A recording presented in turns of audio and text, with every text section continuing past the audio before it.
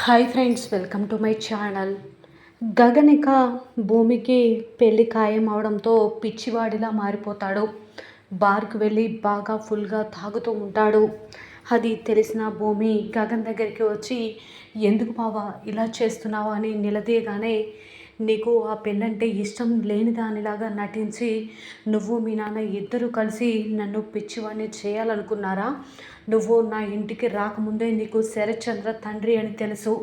అయినా నువ్వు కావాలని నా ఇంట్లో అడుగుపెట్టి నన్ను బకరాని చేసావు అన్నట్లుగా మాట్లాడుతూ ఉంటే, అయ్యో బావా, ఎందుకలా మాట్లాడుతున్నావు? నేనెప్పుడు నిన్ను మోసం చేయాలని చూడలేదు. అసలు నేను మా నాన్న కోసం, మా అమ్మ కోసం వచ్చిన మాట నిజమే. కానీ ఇక్కడికి వచ్చాకే మా అమ్మ చనిపోయిందని తెలిసింది. అది కాక మా నాన్నని కలుసుకోవాలని ఎంతో ఆశతో ఎదురు చూశాను. తీరా చెర్రీ ద్వారా నేను మీ ఇంట్లో ఉన్నాను తప్ప ఏ రోజు కూడా శరత్చంద్ర గారు మా నాన్న అని నాకు తెలియదు అన్నట్లుగా భూమి చెప్తూ ఉంటుంది. మరి నిజంగా భూమి మాటలు నమ్మిన గగన్ ఏం చేయబోతున్నాడు? భూమిని ఇప్పటికైనా అర్థం చేసుకొని భూమికి ఇష్టం లేని పెళ్లి నుంచి భూమిని తప్పించబోతున్నాడా, లేదా నిజంగా ఏం జరగబోతుంది తెలుసుకోవాలి అంటే పూర్తి వీడియోలోకి వెళ్ళిపోదాం. పూర్తి వీడియోని చూసే ముందు మొదటిసారిగా నా ఛానల్ని చూస్తున్నట్లయితే ఇప్పుడే సబ్స్క్రైబ్ చేసి పక్కనే ఉన్న గంట సింబల్ని కూడా యాక్టివేట్ చేసుకోండి. అలా చేయడం వల్ల నేను పెట్టే ప్రతి ఒక్క వీడియో అప్డేట్ అనేది మీ వరకు ఈజీగా వచ్చేస్తుంది. ఇక లేట్ చేయకుండా పూర్తి వీడియోలోకి వెళ్ళిపోదాం. భూమి బాధపడుతూ ఉంటే చెర్రీ వచ్చి, ఏంటి భూమి, ఇంకా ఏముందని ఆలోచిస్తున్నావు? అయినా మీ నాన్న నిన్ను అడగకుండానే పెళ్లి సంబంధం ఖాయం చేసేశాడు కదా, ఇంకా దేని గురించి ఆలోచిస్తున్నావు అని ఈ విధంగా అంటూ ఉంటే, పాపం భూమి అటువైపు తిరిగి ఏడుస్తూ ఉంటుంది. చెర్రీ మాత్రం భూమి ఇంకా ఏం ఆలోచిస్తున్నావు అన్నట్లుగా అడుగుతూ ఉంటాడు కదా. భూమి ఒక్కసారిగా చెర్రీ వైపు తిరగడంతో ఏడుస్తున్న భూమిని చూసి షాక్ అయిపోతాడు చెర్రీ. భూమి, ఏడుస్తున్నావా? ఇంకా ఏం మిగిలిందని ఏడుస్తున్నావు? అయినా నీకు ఎంతమంది ఉన్నా నిన్ను ఓదార్చే వాళ్ళు లేరు, ఎవరు ముందుకు రాలేరు. ఇంకా ఎందుకు ఏడవడం? ఇది మీ నాన్న కుదిర్చిన పెళ్ళి కదా, దానికి ఎదురు తిరిగి నిన్ను ఓదార్చే ధైర్యం ఎవరికి ఉంటుంది? అయినా ఆయనకి గట్టి నమ్మకం కదా. నువ్వు కొంచెమైనా స్వార్థంతో ఆ రోజు మా అన్నయ్య చేత నీ మెడలో తాళి కట్టించుకుంటే ఇప్పుడు నీ జీవితం సంతోషంగా ఉండేది కదా అని అంటూ ఉంటే భూమి ఏడ్చుకుంటూ వచ్చి కుర్చీలో కూర్చుంటుంది. చెర్రీ ఇక ఈ విధంగా అంటూ ఉంటాడు, చెప్పాను కదా భూమి, నువ్వు ఇక జీవితాంతం ఏడ్చినా కూడా నీ కన్నీళ్ళు ఇంకిపోవు. ఇలానే బాధపడుతూ జీవితాంతం ఇష్టం లేని పెళ్లి చేసుకొని సంతోషంగా ఉండు అని అంటూ ఉంటాడు చెర్రీ. భూమి ఏడుస్తూ ఉంటుంది. నీకు పెళ్ళి అవ్వడం ఖాయం భూమి అని చెప్పి, అయినా నీకు పెళ్ళి ఫిక్స్ అయిపోయిందని మా అన్నయ్యకు ఫోన్ చేసి చెప్పాను. మా అన్నయ్య ఎంత సంతోషంగా ఉన్నాడో తెలుసా? నాకు లైఫ్లోని మర్చిపోలేని ఎంత గిఫ్ట్ని ఇస్తానని చెప్పాడు. ఆ గుడ్ న్యూస్ని చెప్పినందుకు. అంటే నువ్వు మా అమ్మని, మా పెద్దమ్మని, అలాగే మా నాన్నని కలుపుతానని నువ్వు ఇంకా ఈ పెళ్ళిని ఆపేశావు. కానీ అదే పెద్దమ్మ కడుపున పుట్టిన గగనన్నయ్య మాత్రం నిన్ను అర్థం చేసుకోవట్లేదు అని ఈ విధంగా అంటూ చెర్రీ అక్కడి నుంచి వెళ్ళిపోతాడు కదా. భూమి ఏడుస్తూ ఉంటుంది. ఇక గగన్ కూడా అమ్మ అమ్మ అని అనుకుంటూ స్వీట్ బాక్స్ తీసుకొని కిందికి వస్తాడు. ఏమైంది నాన్న, ఎందుకు అలా వస్తున్నావు?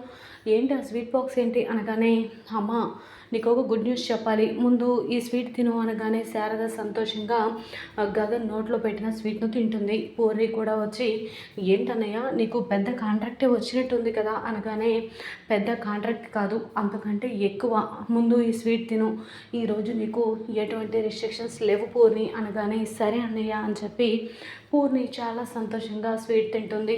తర్వాత శివ నోట్లో కూడా స్వీట్ పెట్టగానే, అసలు ఏంటి నాన్న ఆ విషయం అనగానే, భూమికి పెళ్ళి ఫిక్స్ అయిపోయిందమ్మా అని చెప్పి గగన్ అనగానే ఒక్కసారిగా అందరూ కూడా షాక్ అయిపోతారు. శివ వెంటనే, ఏంటి మా అక్కకు పెళ్ళి ఫిక్స్ అయిపోయిందా అనగానే, ఏంట్రా మీ అక్క అంటున్నావు అనగానే, అదే ఆ అక్కకు పెళ్ళి ఫిక్స్ అయిపోయిందా అని అడిగాను అనగానే, ఆ అక్క ఈ అక్క ఏంట్రా, అమ్మ ఈ అక్కే అనుకో అని ఈ విధంగా అంటూ గుడ్ న్యూస్ని చెప్తాడు. తర్వాత పూర్ణి ఇలా అంటూ ఉంటుంది, ఏంటన్నయ్య భూమికి పెళ్ళి ఫిక్స్ అయిపోయిందని నువ్వు చాలా సంతోషంగా ఉన్నావా అనగానే, అవును, చాలా అంటే చాలా సంతోషంగా ఉన్నాను. కొన్ని గ్రహణాలు మనకి పట్టి వదిలిపోయినప్పుడు ఇక వెలుతురే కదమ్మా వస్తుంది. అలాంటప్పుడు సంతోషంగా ఉండకుండా ఎలా ఉంటామని ఈ విధంగా అంటూ అయినా నీకొక విషయం చెప్పనా అమ్మా? ఆయన ఈ భూమి మన ఇంటికి రాకముందే శరత్చంద్రే తన తండ్రి అని భూమికి తెలుసు. భూమియే తన కూతురని శరత్చంద్రకు తెలుసు. కానీ కావాలని మన జీవితాలతో ఆడుకొని వాళ్ళు సంతోషంగా ఉండాలని ఇదంతా చేశారమ్మా అనగానే, ఎందుకన్నయ్య అలా మాట్లాడుతున్నావు? భూమి గురించి మరీ ఇంత ఘోరంగా ఎలా మాట్లాడగలుగుతున్నావు అని చెప్పి పూర్ణి అంటూ ఉంటుంది. వెంటనే ఇక గగన్ ఇలా అంటూ ఉంటాడు. మరి ఇక నిన్న ఎందుకు వచ్చిందని అడుగుతున్నావు కదమ్మా? ఎందుకు వచ్చింది అంటే, తను ఇక్కడికి రాకముందే అబ్బాయి వాళ్ళ ఇంట్లోనే ముందే భూమికి పెళ్ళి ఫిక్స్ అయిపోయింది.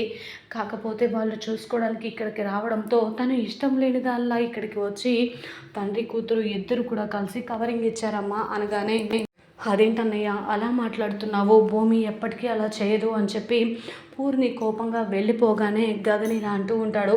పూర్ణికి ఇంకా భూమి నీడ వదిలినట్లుగా లేదు అనగానే, నువ్వు కూడా ఇంకా తన నుంచి బయటకు వచ్చినట్లు లేవమ్మా అని చెప్పి, నేనైతే చాలా సంతోషంగా ఉన్నానమ్మా అని చెప్పి పైకి వెళ్ళి బాగా ఏడుస్తూ ఉంటాడు.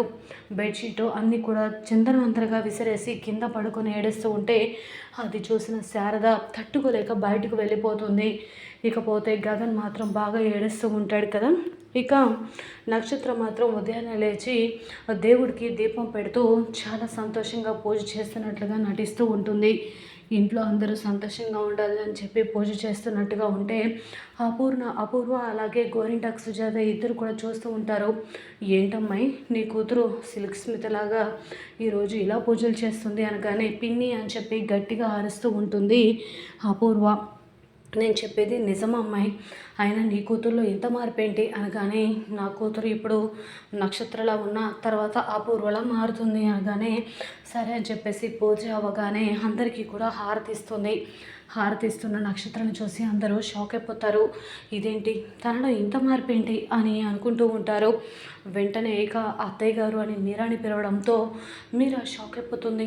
అదేంటి నక్షత్ర, నువ్వు రోజు నన్ను అత్తయ్య అని కదా పిలుస్తావు, ఈరోజు ఏంటి నక్షత్ర అత్తయ్య గారు అని పిలుస్తున్నావు అనగానే, అయ్యో అంతకుముందు అంటే నువ్వు నా మేనత్తవి కాబట్టి అత్తయ్య అని పిలిచాను.